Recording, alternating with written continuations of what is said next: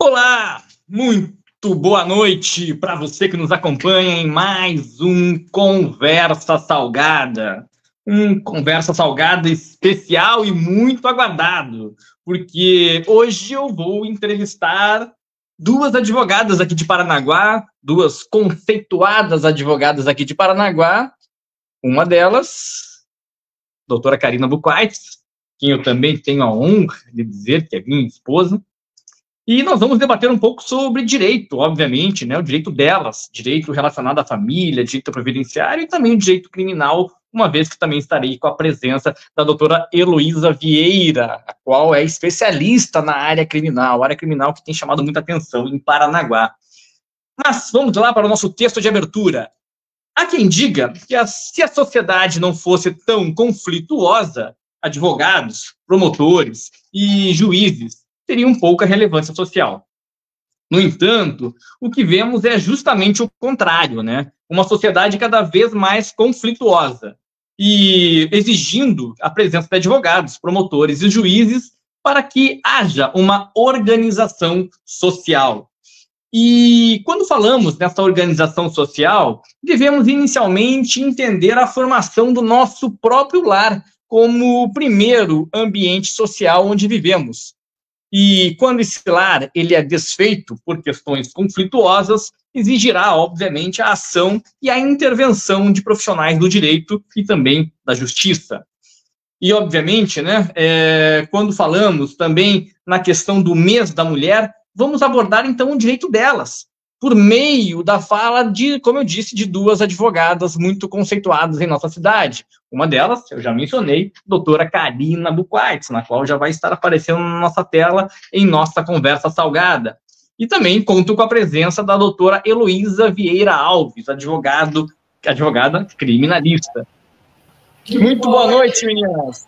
É um prazer tê-las. Tem mais um Conversa Salgada e eu já era muito exigido em fazer um programa abordando a área do direito. E eu vou começar perguntando para a doutora Heloísa, advogada criminalista, se as leis estão conseguindo resguardar os direitos das mulheres quando o assunto é a proteção, principalmente física das mulheres. Doutora Heloísa, muito boa noite. Boa noite, Angel, boa noite, doutora Karina. Estão me ouvindo bem? Muito bem. Então tá, bom, questão já complicada, né? Porque, assim, a lei pela lei, né? A lei existe por quê? Para que a gente tem uma organização dentro da sociedade, né? A gente tem um código penal para que eu estabeleça. Eu não posso lesar você, eu não posso matar, né? Eu não posso roubar, eu não posso... Então, todas essas questões, não posso ferir a sua dignidade sexual. Então, a gente tem uma lei que ela prevê todas essas condutas a não se fazer. Porém, nós vivemos em... Doutora Luísa, se por um acaso, doutora, se por um acaso você estiver com algum retorno assistindo o programa em uma outra tela, se for possível desligar o áudio dessa outra tela, caso esteja assistindo, por causa de um eventual retorno. Tudo que eu tenho aqui, mas eu não tenho nada. A página do Facebook do programa não está no ar no Facebook, né? Não. Acho que agora melhorou, então... né? Eu afastei meu celular também. Melhorou. Então, como eu ia dizendo, né? Só que as leis, elas estão ali em um papel, mas a gente precisa de instrumentos, de meios a se dar eficiência ao objeto final, que é resguardar os direitos das pessoas, né? E daí, como que a gente faz isso? É uma questão de política mesmo, uma questão de aplicação política, né? Por exemplo, aqui na comarca de Paranaguá, não quero me estender muito, porque eu acho que você ainda vai perguntar, né, as coisas, mas só para a gente ter uma noção e depois eu dou continuidade. Nossa, será que é o meu? Eu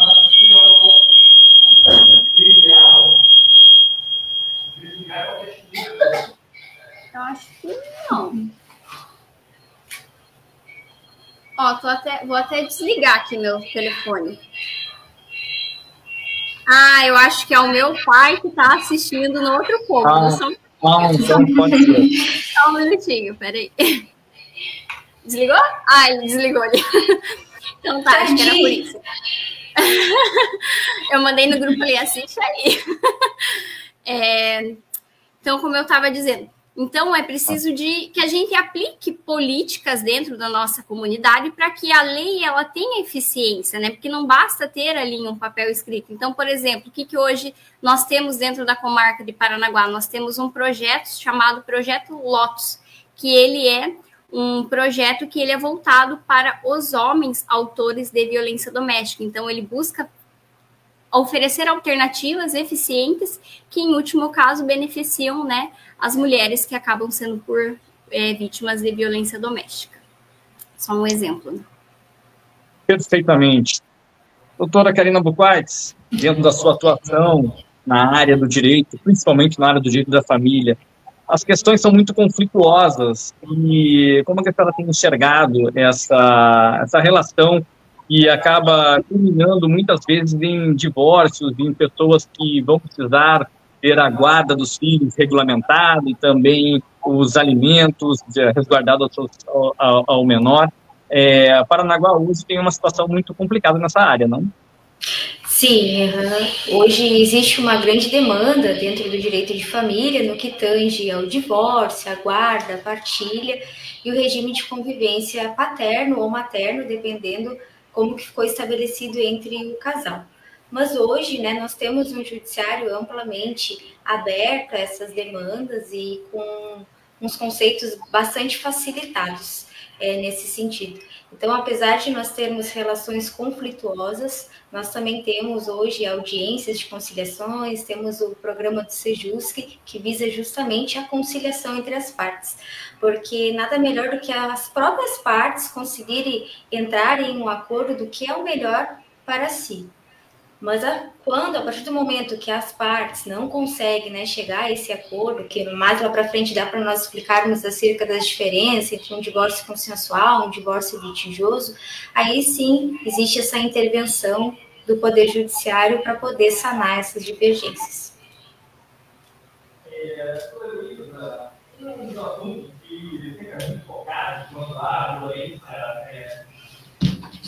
Doutora Luísa, um dos assuntos que sempre é muito mencionado quando há um problema uma questão de violência contra a mulher é a Lei Maria da Penha. Ela tem funcionado? Então, como esse projeto Lotus que eu mencionei há pouco, esse projeto Lotus que acontece dentro de Paranaguá, ele é um projeto que visa dar eficiência a essa lei. Porque, veja, Eu sou vítima, né? Vou me colocar como exemplo. Eu sou vítima de violência doméstica, seja ela psicológica, física, moral, patrimonial, seja ela qual for. Eu preciso, e daí eu sou vítima, eu comunico isso a uma autoridade policial, eu comunico isso ao judiciário, eu comunico isso ao Ministério Público, e daí eu peço para mim uma medida protetiva.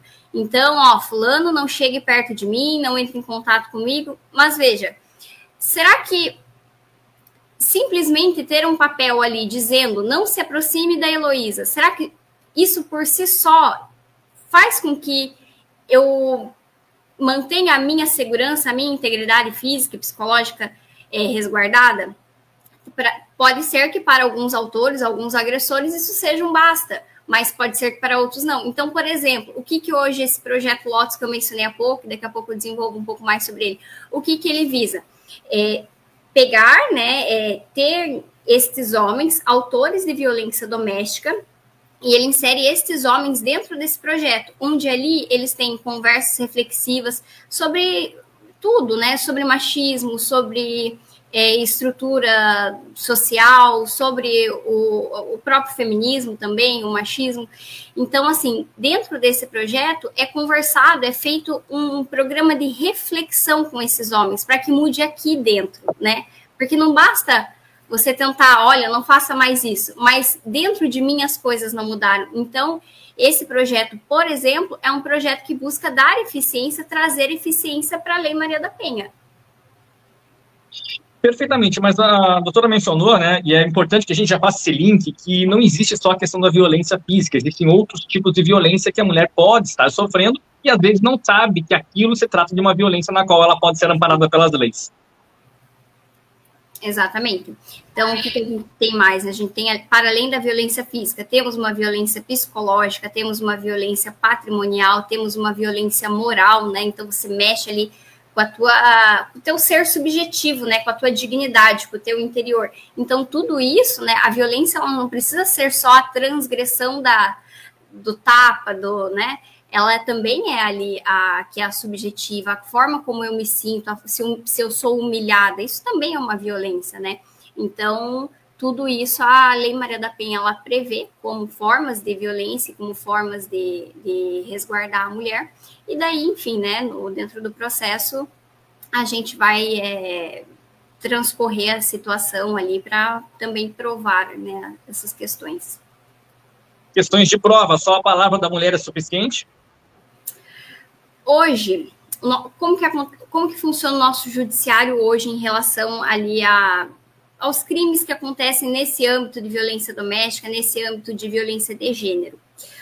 A maioria desses crimes, eles acontecem de forma clandestina, ou seja, eles acontecem dentro de casa, eles acontecem dentro de quatro paredes, né? Então, o que acontece? Como que eu coloco testemunhas, né? Como que eu provo isso? Então, o que acontece? Hoje em dia, no Poder Judiciário brasileiro, ele já dá uma valoração especial à palavra da mulher para que não precise... porque é difícil, né? Como que eu apresento uma testemunha, né? Só que, sei lá, tem uma câmera em casa, alguma coisa nesse sentido, mas como que você prova? Então, hoje o Judiciário, ele dá essa palavra, ele dá essa valoração especial para a palavra da mulher. Mas, claro, não basta só, porque senão também a gente não pode esquecer, né, do que também é se utilizado de má fé. Então, como que o juiz ele vai verificar, né? Eu só tenho a palavra da mulher. Como que ele vai olhar? Ele vai olhar se aquela palavra daquela vítima ali, ela está em harmonia com outros elementos que se apresentem no processo. Então, ela vai dar uma versão na delegacia, mas depois ela vai dar uma versão na frente do juiz de novo, né? Ela tem que confirmar aquilo. Ela falou uma coisa em delegacia e agora ela fala outra e você viu que não tem veracidade. Então, aí... se absolve, né, o autor, porque se entende que, bom, na dúvida, então a favor do réu.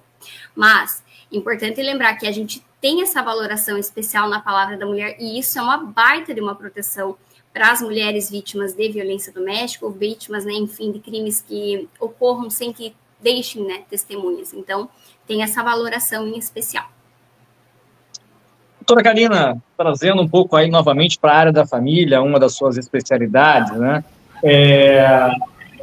Se há um conflito entre o cônjuge, né, os cônjuges, o que ocorre é que muitas vezes, então, ocorre o divórcio. O divórcio deve ser feito apenas no judiciário ou existem outras formas das pessoas conseguirem a tal da separação? Certo, assim, o divórcio, ele pode ser realizado tanto no Poder Judiciário quanto de forma extrajudicial. Existe hoje uma nova atualização do CNJ que permite que os divórcios venham a ser feitos nos seus respectivos cartórios da cidade. Porém, para que isso ocorra, existem alguns requisitos. O primeiro requisito é que exista um acordo entre o casal. Então, vamos explicar a diferença entre o divórcio consensual e o divórcio litigioso. O divórcio consensual é tanto quanto o homem e a mulher que se decidem se divorciar estão em acordo referente ao divórcio, referente à partilha, referente à pensão alimentícia se tiver filhos menores, referente à guarda e referente ao regime de convivência. Então, dentro do cartório, é possível realizar esse tipo de procedimento, desde que haja um acordo entre o casal. Ok, houve um acordo entre o casal, então é possível realizar esse acordo diretamente no cartório, essa homologação do divórcio diretamente no cartório.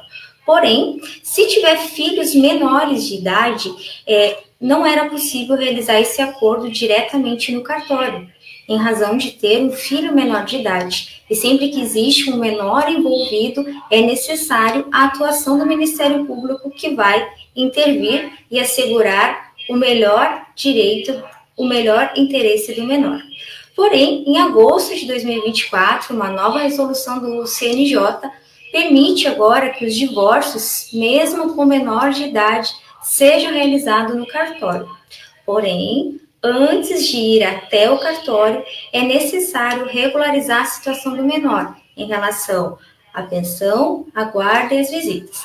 Mas, Karina, como que resolve isso na prática? Por exemplo, João e Maria resolvem se divorciar. E João e Maria possuem um filho menor de idade. Porém, neles há um acordo.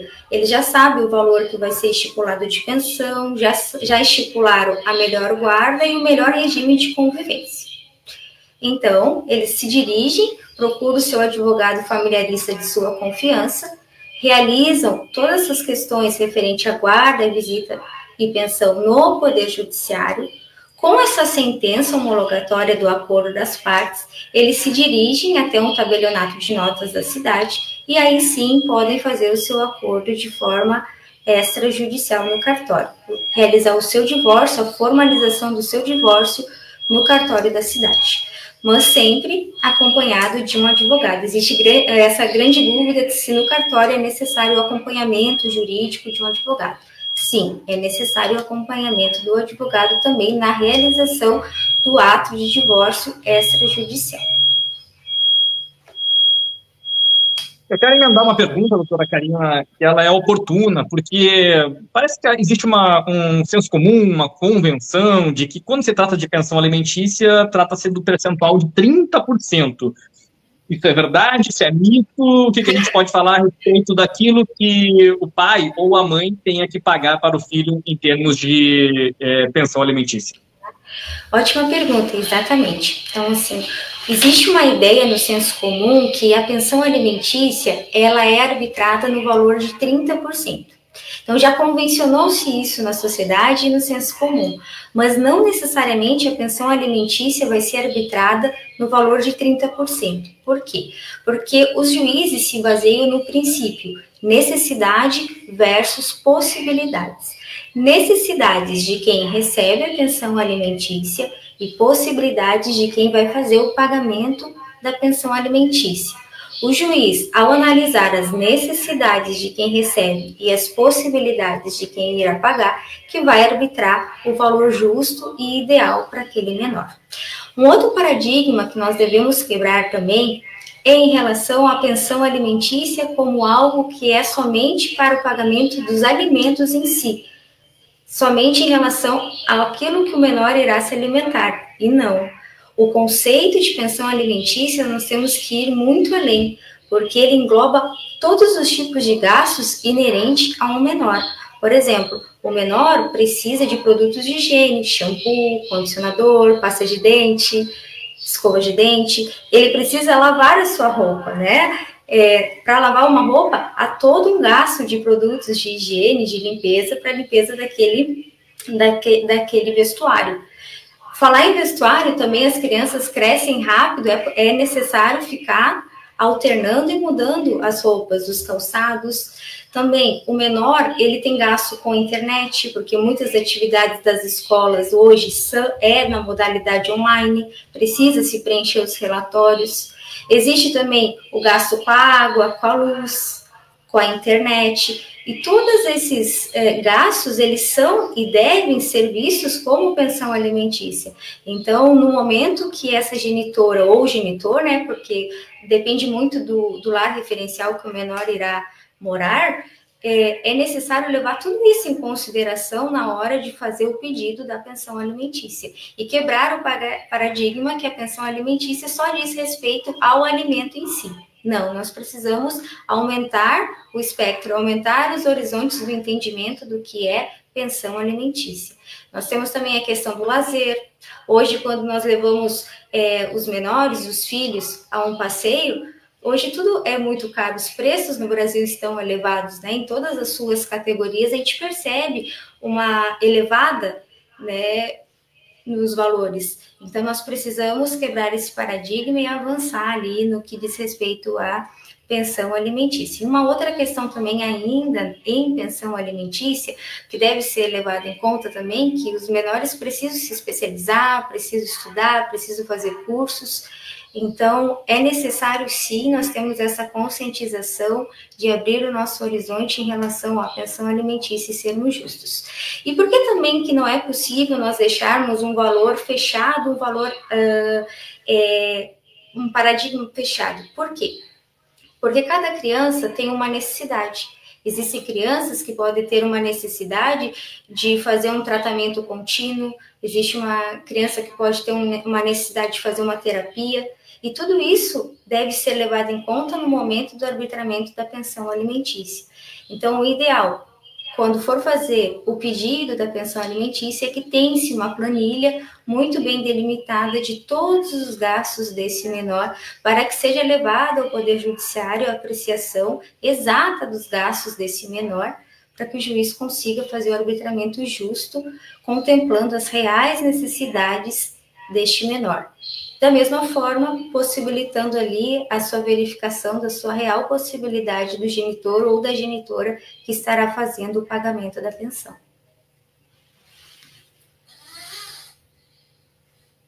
Perfeitamente, foi bem esclarecido toda a questão que engloba, né, uma vez que o nome pensão alimentícia, então não devemos entender como apenas para alimentos, mas sim como um bem-estar social, onde vai envolver tanto a área da educação, a questão do lazer, da saúde, entre outras questões que envolvem a vida de um menor. Muito bem colocado mesmo.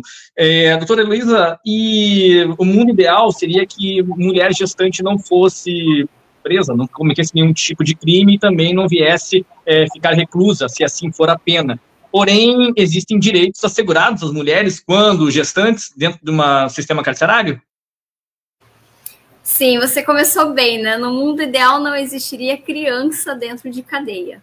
Mas nós não, na verdade, e isso até, na verdade, é uma coisa que é importante a gente pensar, né? No mundo ideal, tal coisa não é importante. Mas a gente vive em uma sociedade que tem problemas, né? Tem ali as questões do cotidiano, então a gente precisa, através de política criminal, pensar nessas situações. Então, claro que não é lugar de criança mesmo, mas vamos pensar, então, né, como que funciona, já que, infelizmente, acontece. Primeiro ponto, né, a gente tem que pensar assim, a gente está falando de uma gestante que ela está presa preventivamente ou se ela está presa por uma sentença penal que a condenou.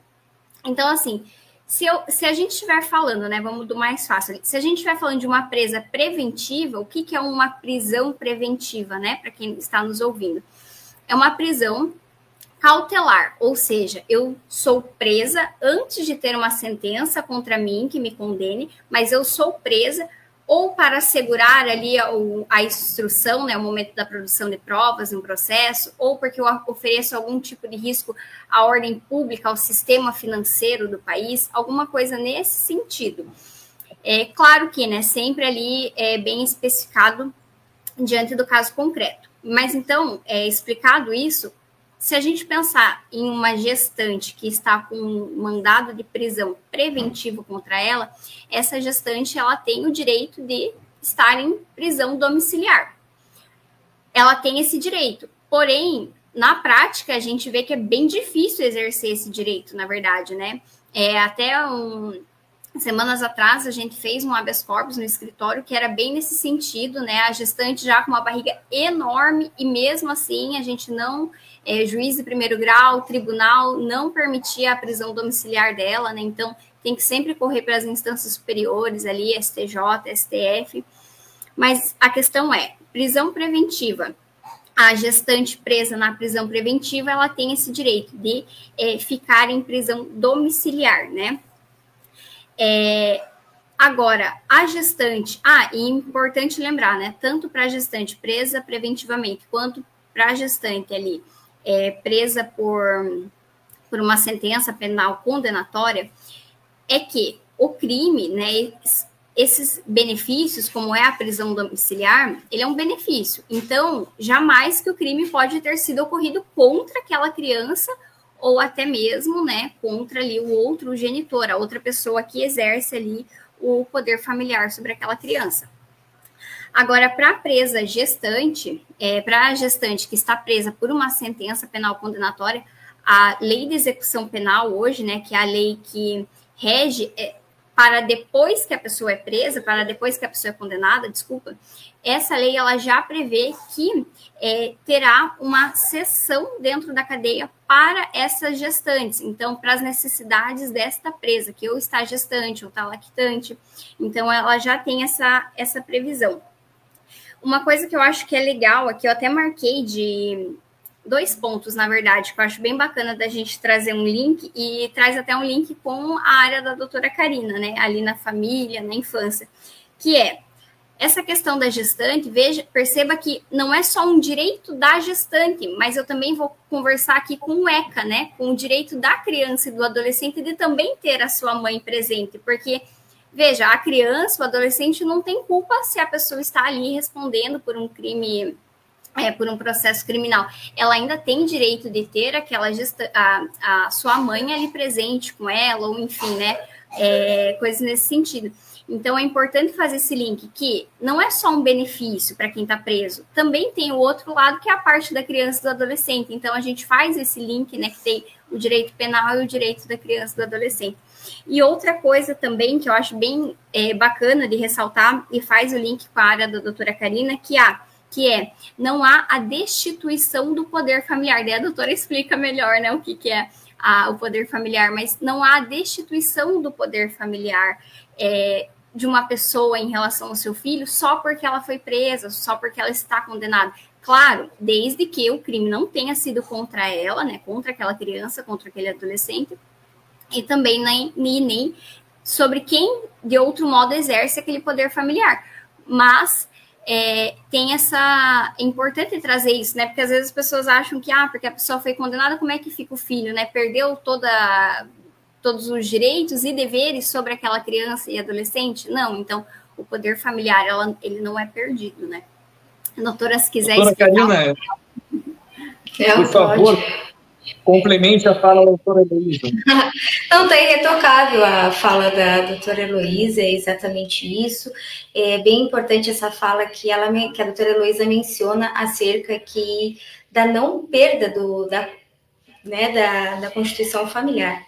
Não existe isso, existe também, né, essa ideia do senso comum, que em razão da genitora está presa, mas não existe também uma proteção jurisdicional para o menor. O direito sempre vai tutelar o melhor interesse do menor. Então, desde que os motivos que tenham levado essa genitora, né, a prisão não tenha sido nenhum motivo relacionado ao menor de idade, ela permanece com seu poder familiar, ela permanece sendo a genitora e permanece tendo os seus direitos como genitoras assegurados. Mas eu quero entrar agora na área previdenciária, porque quando a gente fala também na questão do sistema prisional, existe muito aquela conversa de que por que o preso recebe um valor específico, porque, sendo que ele está preso, cometeu um crime e o governo paga o preso por estar ali. Doutora Karina, esclareça de uma vez por todas em que situações, em que circunstâncias uma pessoa que foi reclusa pode receber o tal do auxílio reclusão. Ótima pergunta, que é um momento muito oportuno para nós esclarecermos, né? Existe muita fake news, né? Infelizmente, nós estamos numa sociedade, numa era onde as fake news, infelizmente, às vezes tomam conta, né? Trazendo uma desinformação para a sociedade.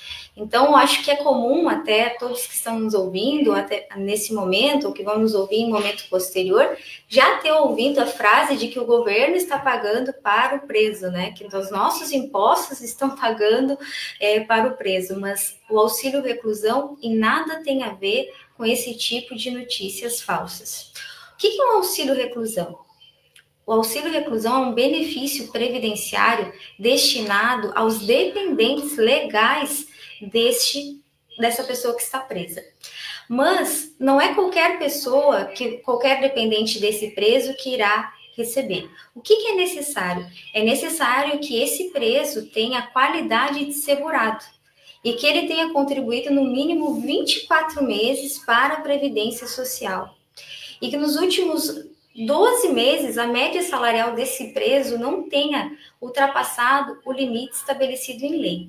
Esse limite, a cada ano, ele modifica. Esse ano, o limite da média salarial para o auxílio reclusão dos últimos 12 meses está no valor de R$ 1.900.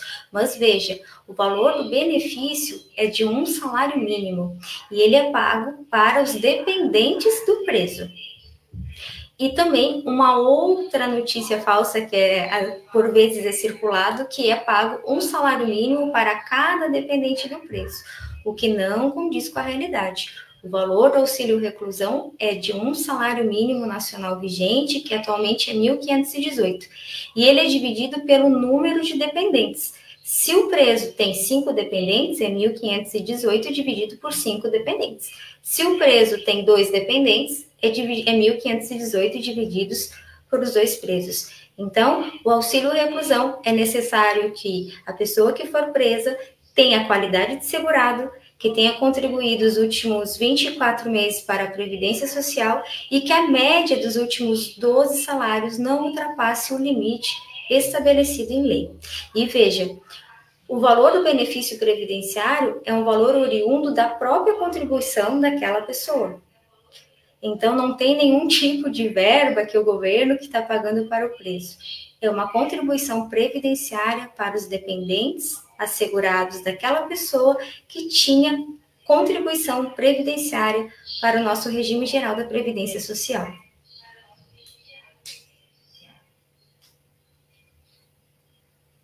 Ok, doutora Karina, muito bem esclarecido novamente. As palavras, acredito que podem, para quem quiser, entrar na mente e ter uma real noção de como que funciona. Então, aquele que está preso, ele deveria, consequentemente, estar com suas contribuições em dia junto ao INSS, ou seja, uma pessoa que estava trabalhando, estava com uma carteira assinada ou fazendo as contribuições, e, porventura, foi reclusa por algum crime que tenha cometido, logo, o recurso que lhe é destinado vai para os seus dependentes, tendo limite desse valor. Muito bem explicado. Doutora, temos uma pergunta da Drica Josélio, que ela faz uma menção à questão do assunto anterior, né, que era a questão da pensão alimentícia, quando o genitor tem outra família, e essa conta ela também adentra para a discussão de qual seria o valor pago a título de pensão alimentícia? Quando o genitor faz a constituição de uma nova família, a gente vai para a segunda parte do binômio. Nós temos a parte do binômio, que é as necessidades do menor, E aí nós temos um segundo lado, que é as possibilidades do genitor. Né? Então, lá dentro da defesa desse genitor, numa ação de revisão de pensão alimentícia, ele vai demonstrar todos os seus gastos e demonstrar que, atualmente, as suas possibilidades, ela teve um ajuste, né? Houve uma modificação das suas possibilidades, diferente da época do arbitramento da pensão. Então, ele trazendo, né, o genitor ou a genitora que for ajuizar a ação de revisão de pensão alimentícia, ele deve demonstrar a modificação da capacidade financeira. Então, assim, algo muito importante é que a questão da pensão alimentícia, ela não é um arbitramento para sempre, né? É possível, sim, fazer ação de revisão de pensão alimentícia, tanto para majorar, quanto também para diminuir, mas sempre pensando nas necessidades e nas possibilidades. E numa ação de revisão, o foco principal é demonstrar a modificação, ou a modificação das necessidades desse filho, ou a modificação das possibilidades desse genitor. Essa é a prova central que faz com que o magistrado possa fazer uma análise profunda ali do caso, desde que demonstrado a modificação da capacidade econômica do genitor. Então, no caso da constituição de uma nova família, esse genitor deve demonstrar ali que a sua capacidade econômica houve a modificação. Da mesma forma também que existe a ação de exoneração da pensão alimentícia. Existe, às vezes, um grande erro dos genitores ou das genitoras, que acredita que a pensão alimentícia se extingue de maneira automática ao filho completar 18 anos. Isso não acontece. É necessário ajuizar uma ação no Poder Judiciário chamada ação de exoneração de pensão alimentícia para demonstrar para o juízo que aquele filho completou a maioridade. Mas não somente completar a maioridade é um requisito ensejador de exoneração automática. É necessário também comprovar que esse filho, além de ter atingido a maioridade, ele também já possui uma capacidade laborativa, uma capacidade de sustento. Então, acontece muitas vezes do genitor, eu uso a palavra genitor porque geralmente é o genitor que faz o pagamento da pensão alimentícia, mas não necessariamente é uma regra. Se no divórcio ficou estabelecido que os filhos, a residência fixa dos filhos é com o genitor, quem faz o pagamento da pensão alimentícia é a genitora. Né? Não existe essa distinção de gêneros, né? E sim a responsabilidade para com o menor. Né? Mas vamos supor que é um genitor lá no divórcio, ficou arbitrado que ele tem que fazer o pagamento de 20% dos seus rendimentos e o seu filho atingiu a maioridade e ele, a partir do aniversário do filho, para de fazer o pagamento da pensão alimentícia e alguns meses depois ele é surpreendido com uma ação de execução, uma ação de cumprimento de sentença pela ausência do pagamento.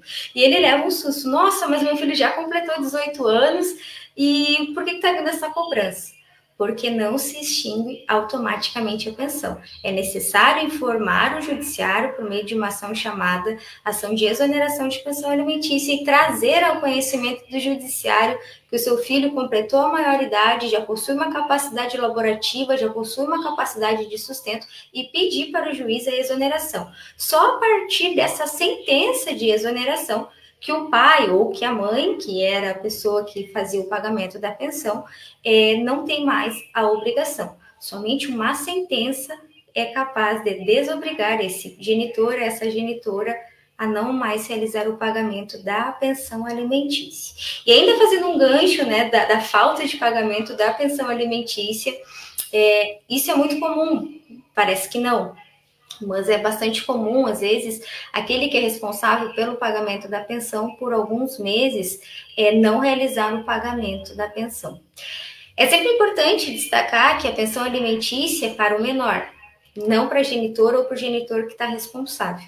E segundo, que a falta de pagamento, existe sim ações punitivas para isso, como uma ação de cumprimento de sentença que vai fazer essa cobrança.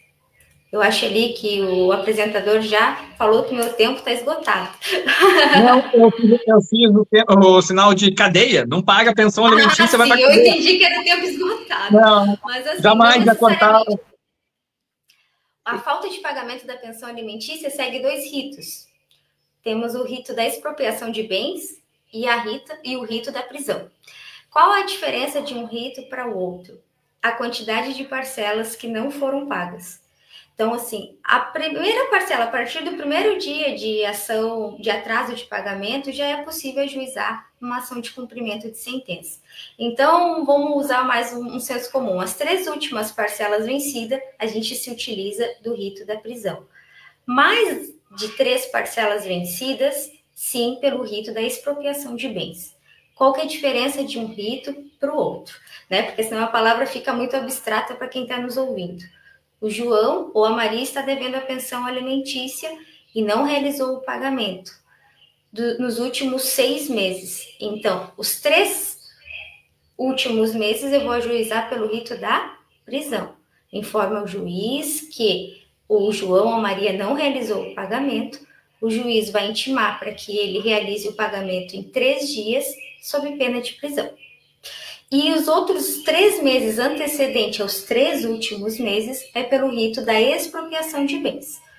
Chega para o Poder Judiciário, o juiz recebe a petição inicial e faz a intimação do devedor. E dá um prazo de 15 dias para que aquele devedor realize o pagamento espontaneamente da dívida.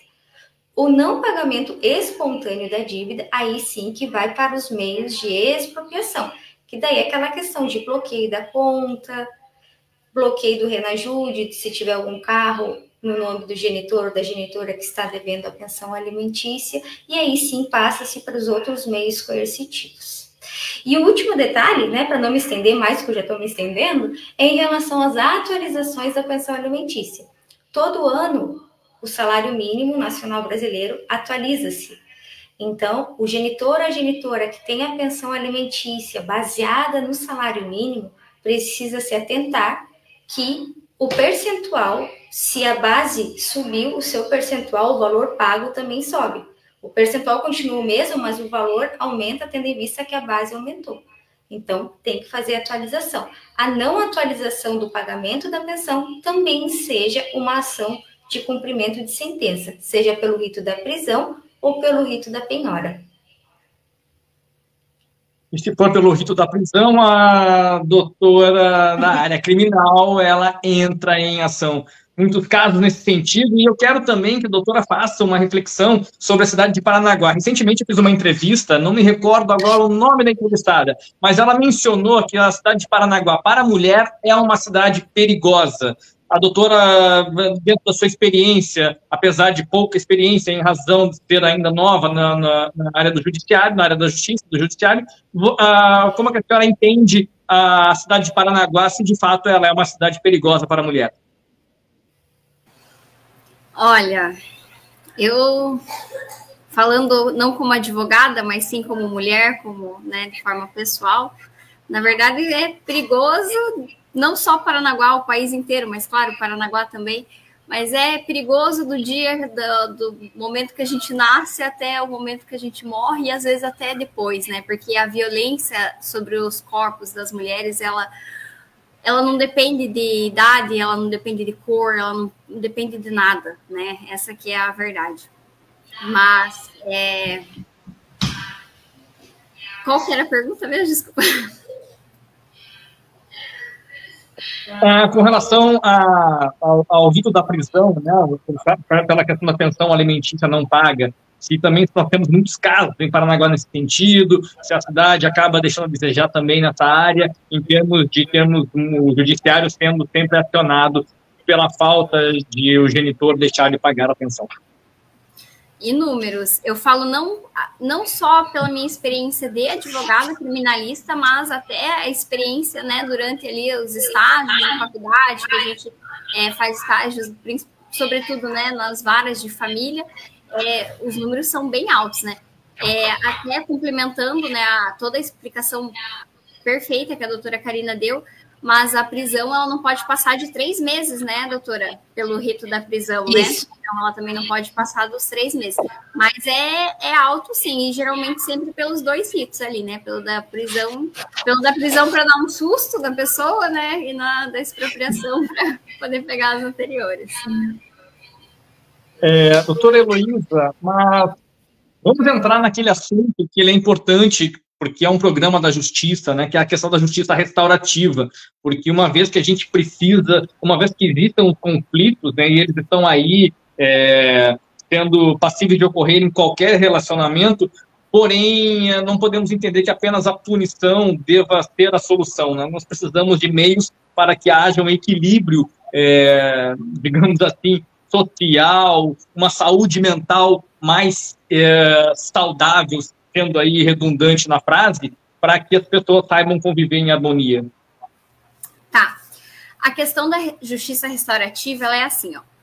Vamos, para quem está de casa, né? Imagine nós temos uma justiça, que a gente está conversando agora, uma justiça restaurativa e uma justiça retributiva.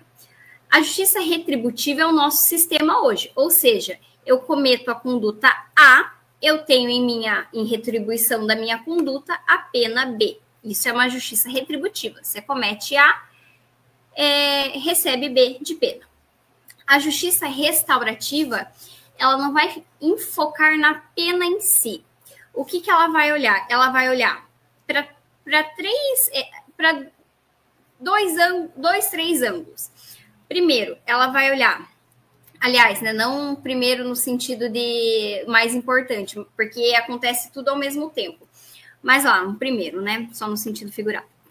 Autorresponsabilidade do ofensor, ou seja, eu encontro meios, como eu comentei há pouco, né, sobre o projeto Lotus, eu encontro meios de reflexão naquele autor daquele crime. Então, eu não vou simplesmente impor uma pena. Ó, José, você cometeu tal coisa, você vai ficar aqui 10 anos na cadeia. Porque ele pode sair dali e ali, né, até tem uma frase, né, que diz que se entra estagiário e se sai PhD, né, do crime. Por quê? Porque dentro das cadeias estão as organizações criminosas também.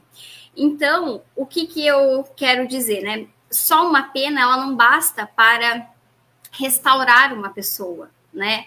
Então, quando a gente trabalha uma autorresponsabilidade num sentido íntimo mesmo de alguém, a gente tem efeitos muito mais eficientes na prática, como é essa situação que eu comentei há pouco do projeto Lotus, que é realizado em Paranaguá. Porque imagine que de 10 homens que façam esse projeto, ou seja, 10 homens que foram autores de violência doméstica, imagine que desses 10 homens, todos ali tiveram aulas de reflexão, pensaram sobre um ideal de família versus um real de família, né? O que eu queria ter, mas o que eu tenho, o que me trouxe até aqui, o porquê hoje eu sou agressivo, porquê hoje eu sou grosseiro, porquê hoje eu agi dessa forma com essa violência, né? Então, ele traz tudo isso, essa reflexão toda da pessoa.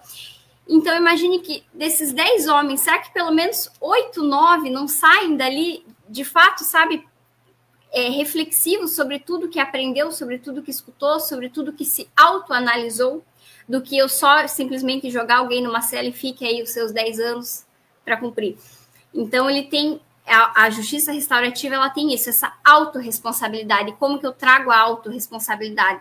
Fazendo política criminal, tendo ações que me façam refletir sobre aquilo que eu fiz.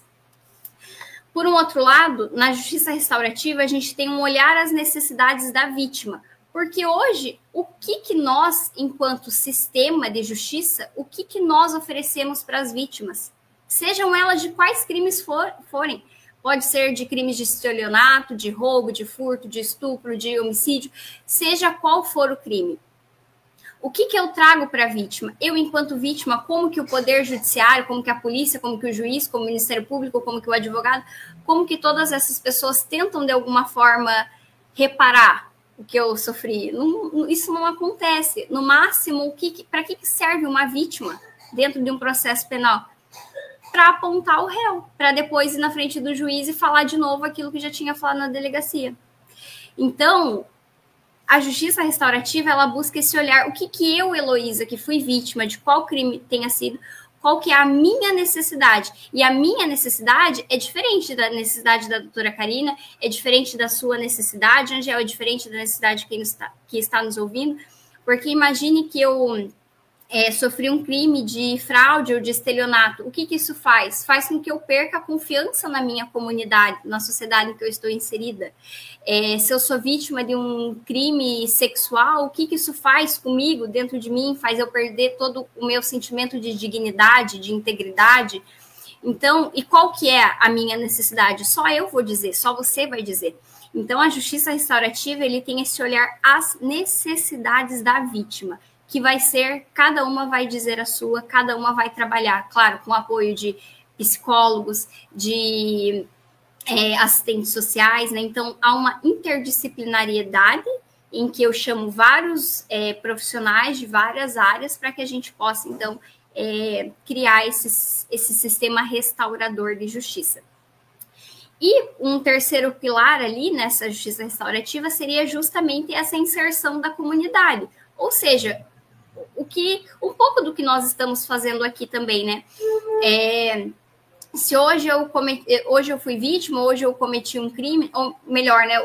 Hoje o José cometeu ou foi vítima de um crime. Poxa, o que a gente pode fazer para o José? Como será que o José consegue se restaurar disso? Que é o Projeto Lotus. O Projeto Lotus pensou como que nós vamos dar eficiência a uma lei que é a Maria da Penha, por exemplo. Temos que trabalhar não só a mulher, porque a mulher está cansada de saber já o que é a violência, o que não é, o que ela sofre, o que não sofre. Opa, precisamos de uma medida, de uma... Tchau, filho! Tchau, meu sobrinho. Precisamos de uma medida, de algo ativo sobre os homens, então, que são, né, ali quem seria o público da Maria da Penha nesse sentido.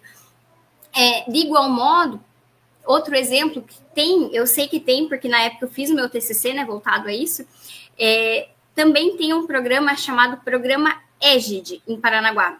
Até o tempo que eu fiz a minha pesquisa, ele ainda não estava sendo aplicado por uma questão ali de pauta mesmo, sabe, de agenda. Mas, até então, o que seria o Programa Égide? O Programa Égide, se eu falei que o Programa Lotus, ele era voltado para os homens, autores de violência doméstica, o Programa Égide, ele é voltado para os familiares daquelas pessoas, né, das vítimas de crimes que foram para o tribunal do júri, ou seja, de crimes dolosos contra a vida, seja ele tentado ou consumado, mas eu sou familiar daquela pessoa que foi vítima. Então, o programa ele é voltado para mim, né, para o que eu preciso, para me explicar como que acontece ali na tribuna, enfim, nesse sentido. E, bom, basicamente a justiça restaurativa, ela é meio que por aí. Se ficou alguma dúvida, eu respondo. Não, sem dúvida. Claro que a abordagem do programa, a gente está tratando vários assuntos aqui, tentando mesclar as duas áreas, né? É um ping-pong e a intenção é fazer com que as pessoas tenham um clareamento sobre como o Paranaguá está tratando as questões referentes à área criminal quando envolve a mulher e também buscar apresentar os direitos que as mulheres têm em situações como o divórcio, as questões referentes aos seus filhos, enfim. Doutora Karina, nós estamos nos aproximando aqui do nosso fim do programa, eu só tenho mais uma pergunta, tempo para mais uma pergunta para cada uma de vocês duas. E, doutora Karina, com relação às crianças, propriamente dita, né, o que a senhora percebe a respeito do impacto que há numa criança quando há uma dissolução de um lar, porque a gente percebe que muitas crianças são impactadas quando há essa questão de uma separação do lar, e o direito de família busca resguardar as questões materiais dela, mas e a questão psicológica? Perfeito, exatamente. Então, assim, dentro de um divórcio, é importante ter a consciência do pai e da mãe que, independente da relação sentimental, independente da relação conjugal ter se encerrado, mas a relação de mãe e pai, ela vai durar para a vida inteira. Então, assim, é bem importante ter essa conscientização no homem e na mulher que se divorcia, que existe impactos tanto no sentido emocional quanto no sentido psicológico dessas crianças. Então, o ideal seria ter essa conscientização dos pais e saber dividir as diversas situações. Saber que o vínculo matrimonial, o vínculo afetivo e amoroso se encerrou, mas o vínculo enquanto família daquela criança não se encerra. Então, assim, até essas questões de bloqueio em WhatsApp, em dificuldade da comunicação entre mãe e pai, isso é prejudicial ao menor em todas as áreas, né? Então, assim, eu sempre aconselho as minhas clientes ou os meus clientes, já que talvez não queira mais ter esse vínculo de rede social com a parte, mas que seja importante comprar um chip, comprar um celular, então, para um canal exclusivo de comunicação para os assuntos relacionados ao menor. Não indico o e-mail, porque o e-mail ele não é tão imediato quanto o telefone. E as crianças, elas possuem necessidades imediatas, que um e-mail não vai ser possível de socorrer. Então, se naquele dado momento não existe mais a possibilidade de uma comunicação entre genitor e genitora, mas que tenha sim um canal, um chip, um celular secundário ali para tratar somente desses assuntos. E também ter, é muito difícil trazer essa consciência, mas tornar cada vez mais esse assunto em voga, que o divórcio se encerra, mas a relação de mãe e pai não vai se encerrar, e ela vai ser duradoura. Então, eu acho que a maturidade do casal é importante. É claro que todo fim de relação, no começo, ela é muito conflituosa. Então, até faço um link em relação ao regime de convivência, que antigamente se chamava visitas. Hoje não se usa mais esse termo dentro do Poder Judiciário de visitas, e sim regulamentação do regime de convivência, paterna ou materna, porque mãe e pai não visitam, pai e mãe têm que conviver com o menor. Então, assim, eu nunca indico um regime de convivência livre. Por quê? Livre é livre, né? Como a própria palavra diz. Então, vai chegar um determinado momento que, infelizmente, as partes não conseguem mais conversar. Então, vai ter um papel que vai dizer o dia e o horário do regime de convivência paterna ou materna, de acordo com quem está com a guarda e a residência fixa dessa criança. Então, é necessário que haja comunicação, mas na ausência dessa comunicação, que tenha sim um telefone alternativo ali para aquele canal de comunicação, e que sempre o regime de convivência ele seja estabelecido em dias e horários. Um exemplo, finais de semanas alternados, buscando o menor na sexta e devolvendo no domingo. Onde, horário, de forma, quanto mais especificado isso tiver dentro da petição, dentro do acordo, é melhor.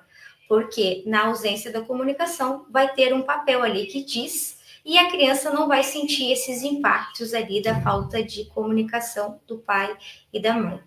Então é bem importante até a gente estimular essas palestras de conscientização para os genitores recém-separados, não somente os recém-separados, mas todos os genitores, né, divorciados ou dissolvidos de união estável. Até a gente pode fazer uma próxima live explicando os efeitos da união estável, né, que hoje a gente tem essa entidade reconhecida no Brasil, que assegura os direitos como partilha, guarda, visitas, né, semelhantes a um casamento. Mas ter essa conscientização dos pais que o divórcio se encerra a relação dos dois, mas não a relação de pai e mãe. Com certeza, doutora Karina, nós vamos seguir conversando em outras ocasiões a respeito do direito, porque ele, obviamente, à medida que a sociedade se movimenta, o direito também se movimenta. Eu quero já me pedir da doutora Heloísa, agradecendo muito a sua participação, mas eu gostaria que deixasse uma reflexão a respeito do que a doutora imagina com relação ao futuro de nossa cidade, principalmente aí na área criminal, uma vez que nós estamos sendo, digamos que, assolados dia e noite com notícias desagradáveis a esse respeito, e a doutora é uma especialista da área, imagino que tenha muito trabalho, porém também a preocupação com uma cidade cada vez mais violenta, se é assim também a percepção da doutora. Então, é uma resposta difícil, né? Porque se tivéssemos sempre a resposta disso, acho que não viveríamos nessa, enfim, né, nessas situações tão difíceis. Mas, bom, eu acho que a resposta é sempre justiça restaurativa, porque ela ensina a gente como viver, como se relacionar com o outro, né?